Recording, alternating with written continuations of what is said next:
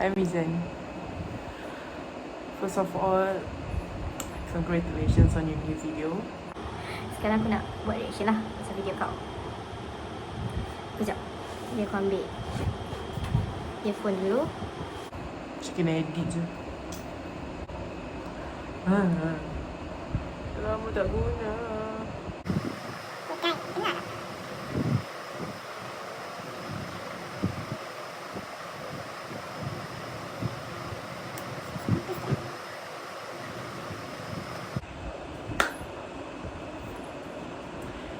This is the real first time reaction, okay?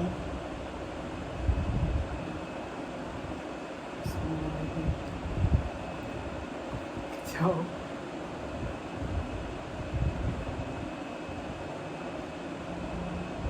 Nah, ni kunci bilik kau. Nanti minggu depan ada mak dan bapak betul saya datang. Dia datang jaga rumah.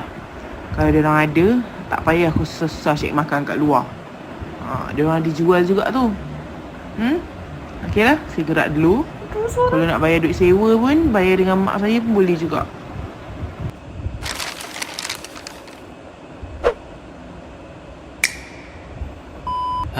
Yes. Kemas pakaian korang, lipat dan masukkan ke dalam beg. Sebab hari ni aku nak bawa korang mengalami satu benda yang amat luar biasa, yang aku pernah alami dulu, sebuah memori lama yang aku sukar nak lupakan, iaitu pengalaman aku masa menyewa bilik dulu. Dulu aku selalu terfikir, sekiranya aku nak cari bilik sewa, aku tak kisah yang aku nak tinggal kat mana, asalkan tempat tu ada air, elektrik dan meja untuk aku melukis. So cari punya cari, akhirnya jumpa jugalah. Setelah bayar deposit dekat tuan rumah dan terima kunci bilik, aku pun pergi angkut semua barang-barang aku masuk ke dalam bilik tu. Salam ayah aku, lepas tu duduk kat atas tilam sambil termenung tengok sekeliling bilik tu. Punyalah panas bilik ni. Bukanlah tinggal kejap. Wait a minute, what the heck? Ada loji kumbahan gila sebelah bilik aku. Also, kau kemaslah macam mana bilik tu, tak sampai berapa minit dah start berhabuk. Semua disebabkan oleh tapak pembinaan yang terletak kat sebelah rumah. Pada awalnya aku sewa bilik ni seorang-seorang je, sebab semua budak kelas aku masa tu dah ada tempat tinggal masing-masing berdekatan dengan tempat praktikal dorang.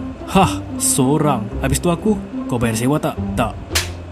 So moving on, since dalam rumah tu aku kena kongsi tandas dan dapur dengan penghuni-penghuni bilik yang lain, nak tak nak aku kena juga bersosial dengan orang. Jadi bila aku terserempak dengan penghuni-penghuni bilik yang lain, selalunya aku akan pastikan dia tegur aku dulu, baru aku tegur dia balik. Sebab pernah sekali ni kan, hai saya Mijan. Lebih kurang macam tu lah. Oh ya, ada sekali ni kan, time aku tengah masak Maggi ke dapur, aku perasan yang aku terlupa ambil garpu kat bilik aku. Jadi aku pergi bilik kejap, dan bila aku patah balik ke dapur, boom, ada orang yang aku tak kenali tengah pegang bungkusan Maggi aku. Jap, tu kan Maggi aku. Asal kau buka Maggi aku? Kau siapa? Alamak, aku tak tahu nak handle situasi macam ni. Halalkan je lah. Oh, kenapa? Kau makan satu? Oh, kau punya kah? Iya, bolehkah? Terima kasih ya. Setelah aku fikir balik, dia sebenarnya nak ambil Maggi tu senyap-senyap tanpa pengetahuan aku. Tapi orang tu tak lama tinggal kat situ. Lepas seminggu je dah kena halau dengan tuan rumah. Dengar-dengar cerita, dia jadikan periuk nasi kat dapur tu sebagai tempat pakaian kotornya. Tak lama kemudian adalah satu keluarga ni datang pindah ganti dia, sewa ke tempat bilik tu. Salah satu peristiwa yang sampai sekarang aku suka nak lupakan melibatkan dengan keluarga tu adalah, ada satu masa ni time aku nak on the way ke tandas, tiba-tiba ada dua budak kecil ni berlari keluar dari tandas. Disebabkan itu, aku ingatkan dah tak ada orang lah dekat tandas. Dengan penuh confidentnya, aku pun pergi buka pintu. Sorry aku tak sengaja. Sejak kejadian tu, setiap kali aku nak on the way ke dapur atau ke tandas, aku kan pastikan tiada orang kat luar bilik aku.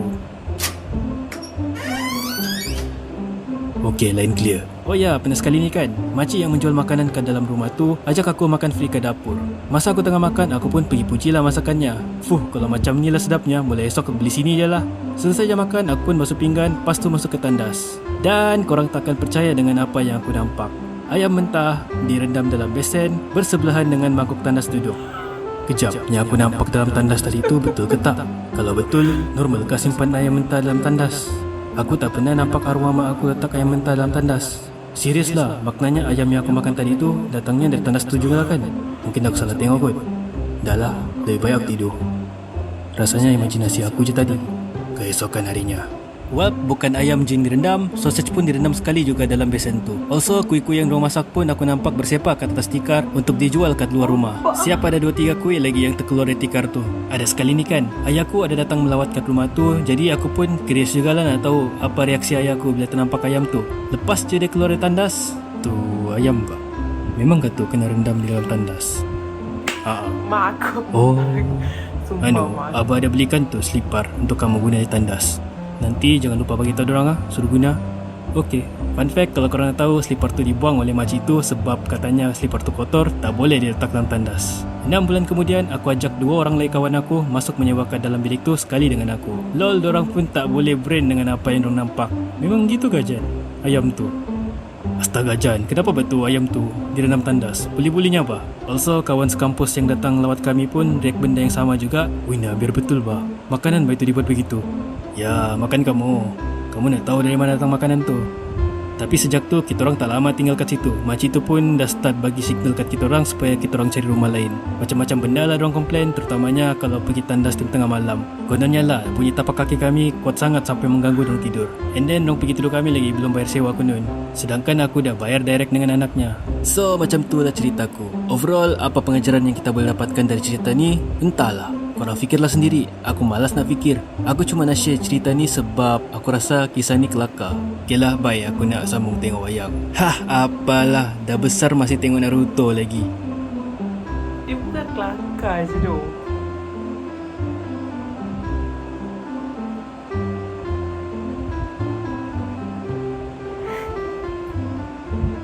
Voice talent. Credit that.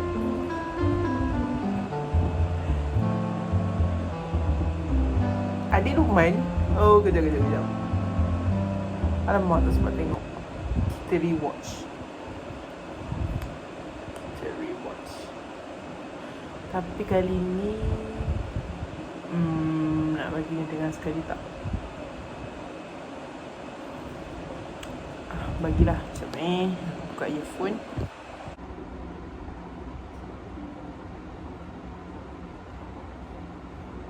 Nanti minggu depan ada mak dah.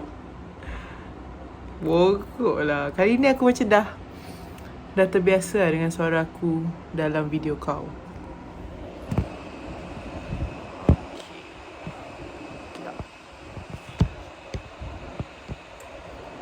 Okay.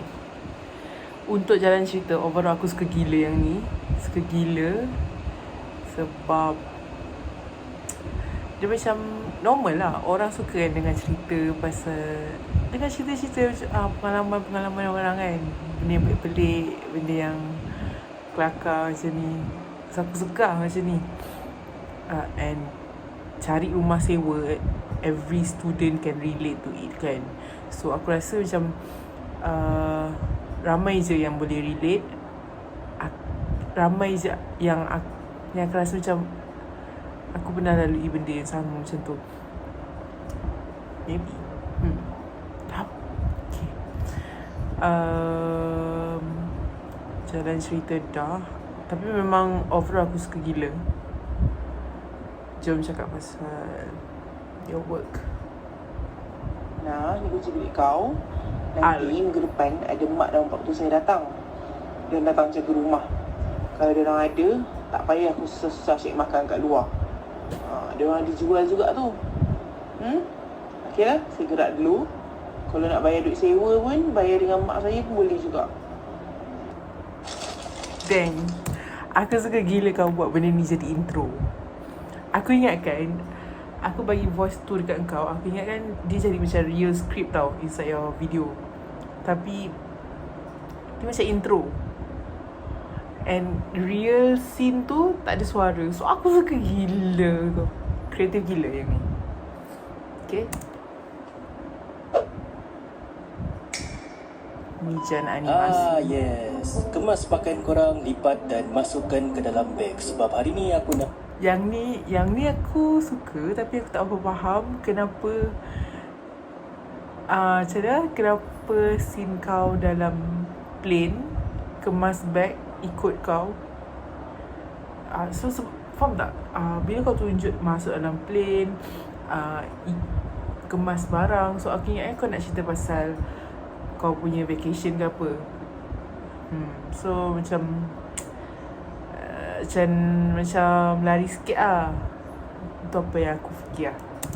nak bawa korang mengalami satu benda yang amat luar biasa. Yang aku Maybe pernah sebab alami dulu satu benda yang amat luar biasa, that's why kau sukar nak delete lupakan. kan? Iaitu pengalaman aku masa menyewa bilik dulu. Dulu aku selalu terfikir, sekiranya aku nak cari bilik sewa, aku tak kisah yang aku nak tinggal kat mana, asalkan tempat tu ada air, elektrik dan meja untuk aku Aku rasa mostly ke? Tak, tapi aku rasa ramai je yang fikir macam selama ni tak pernah duduk rumah sewa. Lepas tu bila cari rumah sewa, tak apa, aku boleh je survive kat mana. Tapi aku tak. Aku awal-awal nak cari rumah sewa tu memang aku dah tahulah requirement apa yang aku nak, macam tu. Tapi betul lah ni, betul lah. melukis. So cari, akhirnya jumpa jugalah. Aku suka gila kau masukkan bikini bottom kat dalam ni. Kau masukkan banyak-banyak rumah, style rumah. Kreatif nak mampus. Setelah bayar deposit dekat tuan rumah dan terima kunci bilik, Sini. Aku ingatkan suara aku akan muncul kat sini tau. So dia masuk kat intro, tapi kat sini senyap. Aku suka. aku pun pergi angkut semua barang-barang aku masuk ke dalam bilik tu. Salam ayah aku, lepas tu duduk kat atas tilam sambil termenung tengok sekeliling bilik tu.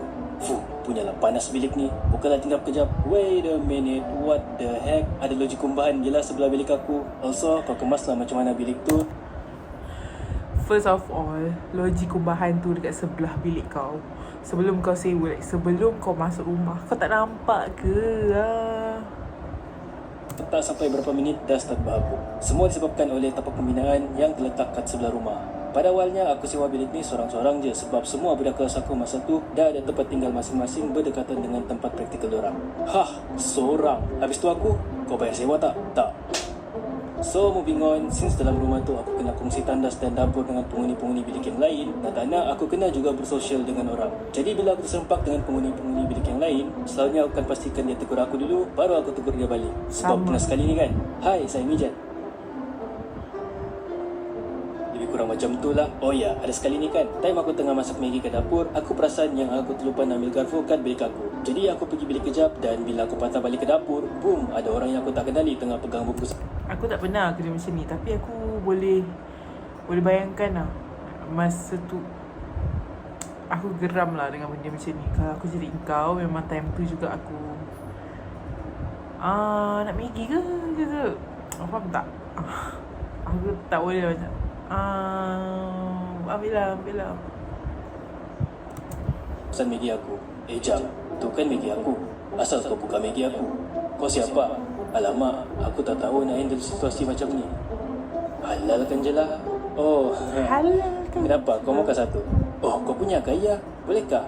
Terima kasih ya. Setelah aku fikir balik, dia sebenarnya nak ambil Maggi tu senyap-senyap tanpa pengetahuan aku. Tapi orang tu tak lama tinggal kat situ. Lepas seminggu je. Tapi biasa macam time kita kena tu, kita macam tak tahu nak buat apa. Dia macam spontan, dengan spontannya akan jadi macam tu lah. Lepas tu bila dah lepas tu baru terfikir kan, kenapa aku tak macam ni lah, kenapa aku tak macam ni lah. Dia sebenarnya nak ni. At that moment kita sebenarnya susah lah susahnya nak explain. Tapi aku tahu kau faham aku. Dia dah kena halau dengan tuan rumah. Dengar-dengar cerita, dia jadikan periuk nasi ke dapur tu sebagai tempat pakaian kotornya. Tak lama kemudian adalah satu keluarga ni datang pindah ganti dia sewa ke tempat bilik tu. Salah satu peristiwa yang sampai sekarang aku suka nak lupakan melibatkan dengan keluarga tu adalah ada satu masa ni time aku nak on the way ke tandas, tiba-tiba ada dua budak kecil ni berlari keluar dari tandas. Disebabkan itu aku ingatkan dah tak ada orang lah dekat tandas. Dengan penuh confidentnya aku pun pergi buka pintu. Sorry aku tak sengaja. Sejak kejadian tu, setiap kali aku nak on the way ke dapur atau ke tandas, aku akan pastikan tiada orang kat luar bilik aku.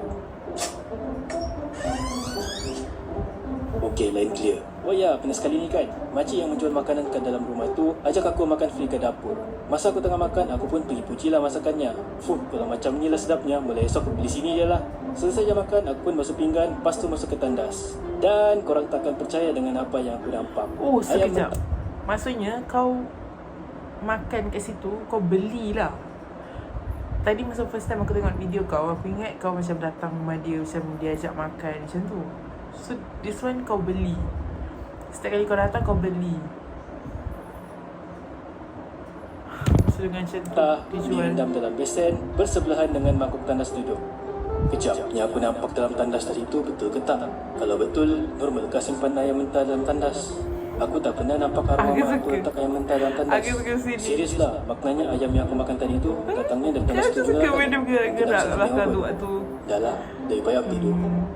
Rasanya imajinasi aku je tadi. Keesokan harinya. Well, bukan ayam jin direndam, sausage pun direndam sekali juga dalam besen tu. Also, kuih-kuih yang diorang masak pun aku nampak bersepak kat atas tikar untuk dijual kat luar rumah. Siap ada 2-3 kuih lagi yang terkeluar dari tikar tu. Ada sekali ni kan, ayahku ada datang melawat kat rumah tu, jadi aku pun curious juga lah nak tahu apa reaksi ayahku bila ternampak ayam tu. Lepas je dia keluar dari tandas, tu ayam pak. Memang kata kena rendam di dalam tandas. Oh, Abah ada belikan tu selipar untuk kamu guna di tandas.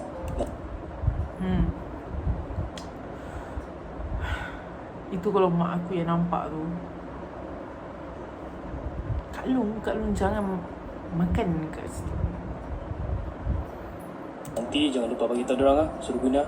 Okey, fun fact, kalau korang nak tahu, selipar tu dibuang oleh makcik tu sebab katanya selipar tu kotor, tak boleh diletak dalam tandas. 6 bulan kemudian, aku ajak 2 orang lagi kawan aku masuk menyewakan dalam bilik tu Kenapa ada date dengan Asri? Asri? Dorang pun tak boleh brand dengan apa yang dorang nampak. Memang gitu ke je ayam tu. Dalam Astaga tadi Jan, macam kenapa betul ayam Asri? tu di dalam tandas? Boleh-bolehnya apa? Also, kawan sekampus yang datang lawat kami pun react benda yang sama juga. Wina, biar betul bah. Makanan begitu dibuat begitu. Ya, makan kamu. Kamu nak tahu dari mana datang makanan tu. Tapi sejak tu, kita orang tak lama tinggal kat situ. Makcik tu pun dah start bagi signal kat kita orang supaya kita orang cari rumah lain. Macam-macam benda lah diorang komplain, terutamanya kalau pergi tandas tu tengah malam. Kononnya lah, bunyi tapak kaki kami kuat sangat sampai mengganggu diorang tidur. And then, diorang pergi tidur kami lagi belum bayar sewa konon. Sedangkan aku dah bayar direct dengan anaknya.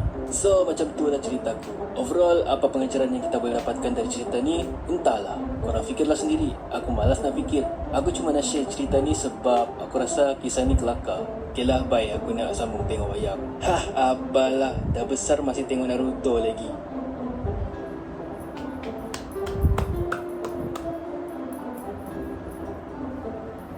Kejap. Ni genre animasi. Oh, kejap. Aku baru perasan kau lukis aku dalam ni. Kejap, print screen sekejap.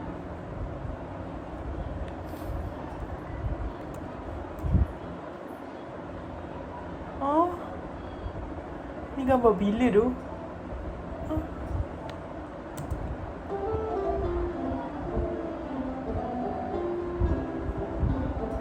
Siapa ni? Fan arts from our talented young artist.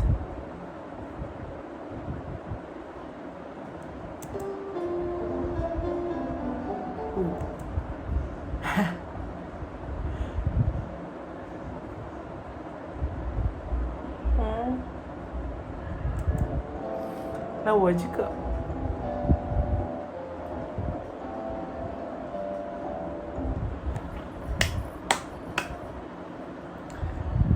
So far tu je komen aku. Itulah reaction aku. Aku suka gila. Yang ni aku suka gila.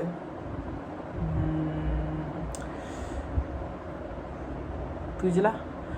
And aku harap kau akan produce lagi banyak video yang bagus macam ni. Bye.